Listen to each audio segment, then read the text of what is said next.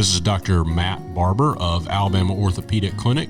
We are proud supporters of Ransom Reprogram, Ransom Ministries, and all of the good work that they do in our community. If you would like to learn more about us, check us out at alortho.com or barbertotaljoint.com. You can also hear more from me personally on the Ortho Real podcast. Thank you again for allowing us to be involved with Ransom Ministries and all of the great work that they do.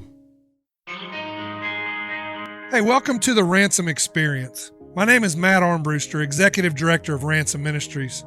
You're going to hear stories from people that we've served and people that serve alongside us, as well as those that we partner with throughout our community. You're going to hear about decisions they made throughout their life and things that happened through different avenues of their life that caused them to go down a path that they didn't see themselves going. And then also those decisions that they have to make on a daily basis to stay away from those decisions that they made in the past. Ransom Ministries empowers people to utilize their God-given gifts and talents in their career and for their community. All along the way, we learn how to help those close to us and also maybe even help ourselves. This is real. This is raw. This is Ransom. With every star.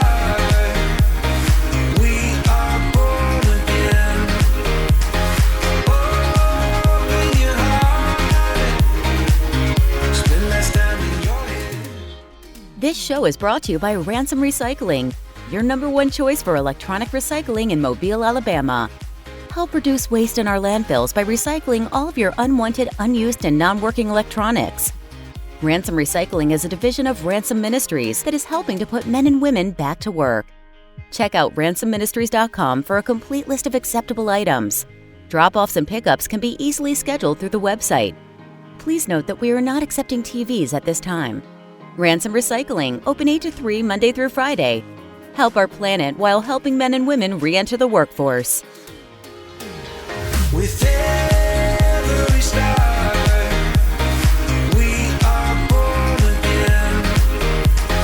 Open your heart, spend less time in your head. Welcome to the Ransom Experience, where we talk to individuals in our program, going through our program, been through our program, and our volunteers. And we just kind of get their ideas of where they grew up, kind of what their life was like, and then what being through our program or being a part of our program has meant to them. I know I just said program like 100 times. I don't know why, but so today, today I get joined by my friend, Kyle. Somebody that has been with us for a little while. He graduated from our program. We're just trying to find that right job for him. So thanks for being here today. Thanks for having me, Matt. So Kyle, as we always start out, kind of tell me about Kyle. Tell me about growing up, where you grew up, kind of what your life was up till the time, say, you were a teenager. Well, I was born in Norfolk, Virginia, to a loving mother and father. And I had one older brother at the time, and then came along 2 younger brothers. And we lived in Virginia Beach, Virginia. And then we moved over to Hampton, Virginia. And that's where we were up until the end of high school. So you were in Virginia, so you're a northerner. You're the second one, the northern person.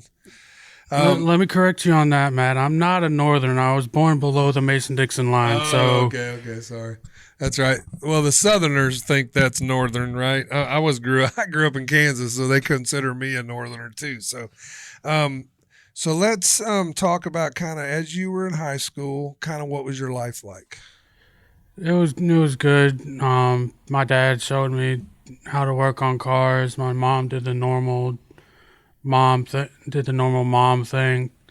and between my junior and my sophomore year, my dad passed away, and that hit me real hard. He died when you were like in between sophomore. It was in the summer. Yeah. So he was real close. You guys were real close. Like you hung out all the time. Is from what I remember you telling us. So that he taught you how to work on cars. Y'all worked together on that. So then all of a sudden he's gone. How did you handle that? I pretty much shut down at the moment. At that time, I was mad at God for taking my dad and all that, but I pretty much had to grow up real quick. So you became kind of the man. Did you have brothers and sisters? 3 brothers, 1 older, 2 younger. Were they still around, I guess? Yeah. The younger ones for sure. The older Yeah. one, how much older was he? He was only like 3-4 years older than So me. he was out of high school at that time? He was done Yeah. with high school? Yeah. So you kind of were the older brother really that was at home. Was he still at home? Yeah. He was? Okay. So y'all had to become the men, right? For Yeah. your mom, be there for your mom. So then how did you get from there to Mobile, Alabama? Well, when I graduated high school, I was going to go into the Marine Corps, specifically Special Forces in the Marine Corps, but I was in a fishing accident that made me go blind for about 3 months, and I wasn't able to capture on that. All right. So you had an accident. So that took away that dream of being in the military. So then you kind of healed up from that because you're not blind now, totally blind. No. So then kind of where'd you go? I mean, I went to ATI, which stands for Advanced Technology Institute for Automotive Technology in Virginia Beach, Virginia. okay. So you went to that. You graduated from there. You were going to be a mechanic. You've always wanted to be a mechanic. So kind of how did you move towards that? Well, at first I wasn't able to really capture on my schooling because of the accident. I wasn't able to get my driver's license, and so I decided to try and get a job at where my older brother worked because it seemed fun. He worked at a amusement park in Williamsburg, Virginia, called Busch Gardens. So he worked there. He got you a job there, and you kind of did cleanup and just kind of work. You like that job? Man, it was pretty fun. I got to watch shows all the time, meet new people. So how long were you there? 2 years. 2 years at that job. And then why did you leave? I got pretty sick, and I wasn't able to work. Okay, so you got sick, so then you're out of work, and tell me what happened then. I just did on the side work, fixing people's cars and mowing lawns and all that. Okay. So you did that in Virginia. Then where'd you go? I stayed in Virginia for a little bit, and then my mom decided to come down here to Mobile to help my grandma out with my grandpa because his mind's starting to go because of all the Vietnam stuff and the Agent Orange and all that. And I tried to make it work by myself in Virginia and wasn't able to do that, and I ended up homeless. And my mom said, "Come down here." All right, so your grandparents lived here. Was your mom originally from here? No, she was originally from Long Island, New York. Okay, so how did your grandparents get in Mobile? No, my grandma, my mom's mom, has been down here for, I say, 20 years or so. Okay, so you moved down here. You're living with your grandparents and your mom, and don't have a job at that time. No. So you're trying to find a job, trying to do all that. So what happened then? I just kept doing busy work and donating plasma for twice a week while I was trying to find steady work. I couldn't find anything, and one thing led to another, and the living situation I had wasn't working out, and I had to leave and came to the waterfront, and through the waterfront I heard about y'all. All right, so you kind of wore out your welcome, I guess, because you're not working, you're not doing it. So they're tell you have to leave. So the only option you really have is to go to the Waterfront Rescue Mission, which is one of our partners, and they're a homeless mission that not just does overnight stuff, but they also have a work program and different things that we partner with.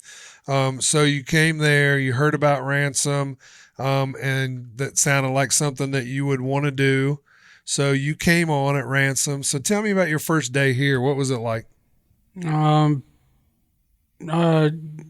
think I was a little bit reserved in myself because it takes me a while to warm up to people.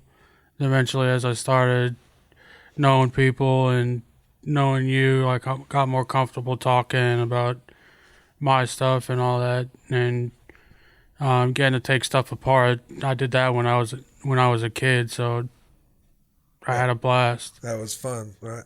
So why do you think you were having such a hard time getting a job, keeping a job? What do you think it was? Probably because of the opinion I had of myself, that if I mess up one time, I'm no good and I won't be able to keep this job because I messed up, and I keep downing myself and all that, and I think that's why I wasn't able to find work all the time. So your opinion of yourself was not good. Do you kind of look back on when your father died? Is that when it really started happening? Because he sounds like a pretty cool dude, and he probably encouraged you a lot. So then you lose that. And do you think that was the point where you really saw your life, your self-worth, and the things that you looked at hurting you? That, because he was my mentor, he was my best friend. He was the one that told me, whatever you want to do, just do it. Yeah. No matter if you fail at it, you tried. Yeah. And so he believed in you. Yeah. So that in turn helped you believe in yourself. Yeah. There's a lot of people out there listening. You might have issues with self-worth, thoughts about yourself and how good you are, and how, and man, I'm never going to amount to nothing. I'm never going to be able to do anything. And a lot of times we can move that back to a time of trauma in our lives, whether that be losing a father, a mother, or something bad happening in our lives that caused us to feel that way. So as you came here, your self-worth was kind of depleted. You just got really kicked out of the house where your mom was. Yeah. You're living in a homeless mission. It's hard to be confident in who you are. A lot of them out there, why don't they just go get a job? Why don't people just get a job? And a lot of times it's not that simple. Yeah. There's a lot of things that you have to deal with and things you have to go through in order to get that job, and really not just to get it, but to keep it. Yeah. Because then you even said you had these jobs, but then people would, you do something wrong, or you would make a mistake, and then you start beating yourself up, and then that'll always affect your work of your own if you don't have good self-confidence in who you are. So you got here, you still were a little bit down. So kind of tell me the process, kind of as you stayed here, how did it help you, and what are the things you realized about yourself during that time? As I started working for Ransom, I messed up a little bit. I've done some things that would make you mad or make Sandy mad, but y'all would say that's in the past, but you learned from it. Yeah. That's kind of the stuff that kind of built my self-confidence and able to bring me to the point I am, that I'm confident enough that with a little hard work I can open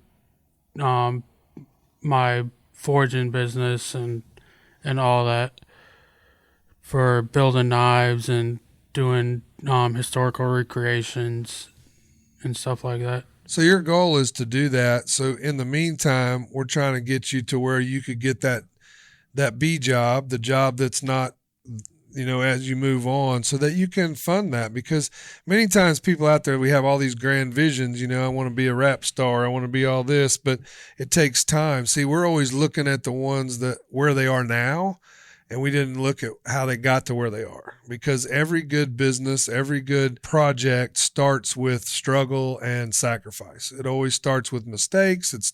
The way you get to where you want to be is through those things, because you learn from them. So as you got here, you don't ever make us mad, but you you have done some things that we didn't agree with, but we're always going to be honest with you. We come up to you and say, hey, listen, we need to pick this up, and otherwise this isn't going to work out. Not that we don't think you can do it. I know you can do it. It's whether or not you think you can do it. You got to get to that point. And that whole thing about, hey, that's the past, move on to the next play. I'm a big sports guy. Move on to the next. If you're dwelling on the last play, then you're going to mess up that play, the next one too. Yeah. And so why mess up a bunch of them? So I've seen you deal with that. So we sent you to a B job. Yeah. Not sent you, but the B job came about. And it didn't turn out how we thought it would, did it? No. And so tell me about that. Tell me about the thoughts that you had when that happened, when you were asked, so we put you in staffing, which is our next level where you can go to a B job and make a little bit more money. And we sent you over there and they pretty much called back and said, we don't want him to come back. So tell me what your feelings were when that happened. I first thought was maybe it wasn't the right place for me, the right place that God wanted me to be. Yep. And I pretty much don't have the low self-worth thoughts anymore. I'm more focused on what I need to do to get better. And see, that's what I see in you now. Is because the way you handled that was totally the opposite of the way you used to handle it. Because I'm sure the old Kyle, I'm just no good. I'm never going to I'm never going to amount to that. They're right, which they weren't saying you were bad. They were saying that wasn't the fit for you. Yeah. You weren't a fit for them. They weren't a fit for you. That's how you have to look at things. That's how we have to look, is that we learn from it. And one thing you just said was I had to realize how I can get better from this.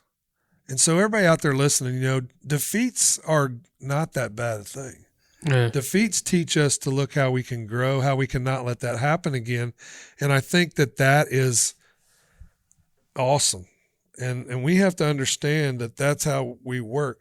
So right now we're in the process of getting you to the point where we can maybe move you on to another one. You've been looking at some jobs. You want to do some oil changing. So, hey, anybody out there that's got a oil change job at a place here, hey, he would be a good fit for you. We got some other things in the fire for you. We're just working through it and wait and be patient. And God's going to open the doors for you that need to be opened, and he's going to close the ones that need to be closed. But in the end, realize you are fearfully and wonderfully made. You're made with a purpose. You don't have to really worry about what other people think. You just need to do what you're supposed to do. And I know, we've had talks with you since then that, hey, come on, man, we got to pick this up. Be confident in who you are. I would much rather someone make a mistake than sit back and wait because they're not confident that they can do it. Yeah. Now, there are times you're going to have to ask questions or do any of that, but I really feel like that you are learning, you're growing, and it's fun to watch you grow. And I think when you step out into that, you're going to do a phenomenal job. And I believe one day you'll have that knife business, or at least have a way that you can sell them on the side and make a little bit extra money. But I think that you'll do that. So I appreciate you sharing with me today. Thanks for coming on. We had to do this twice because I screwed up and probably deleted it when I shouldn't have. So this is our second time sitting here talking, and each time I talk to you, I see a more confident Kyle. Is there anything you want to leave us with? Any last words for those out there that would benefit them? I would say don't get down on yourself. Just remember, if you think you're not worth nothing, you're worth something to God. You're worth something to Jesus. And just don't down yourself. Because you're not here for here, you're here for the kingdom of heaven. Good. That's a good word. That's a good way to end on. So all y'all out there that need someone to reassure you, he just reassured you that, hey, you're going to be all right. And I've seen growth in him. We would love for you to come out and meet Kyle, come out and see what we're doing out here. We love having people come tour our facility and really get a hold of what we're doing. We're here every day from 8:30 to 3 o'clock. You can come hang out. We got circle time in the mornings where they get together and talk about life. You're welcome to. That's from 8:30 to 9. We need electronics so these guys can stay busy and stay at work. You can donate money if you want to at ransomministries.com. You can follow us on all the social media out there, and also share this podcast with your friends and rate us and give us a review. Tell us what you like, tell us what you don't like, and we will then see you next week. Too many days in the darkness without a glimpse of the light. Running tired and broken and scared, but I swear I'll never give up the fight.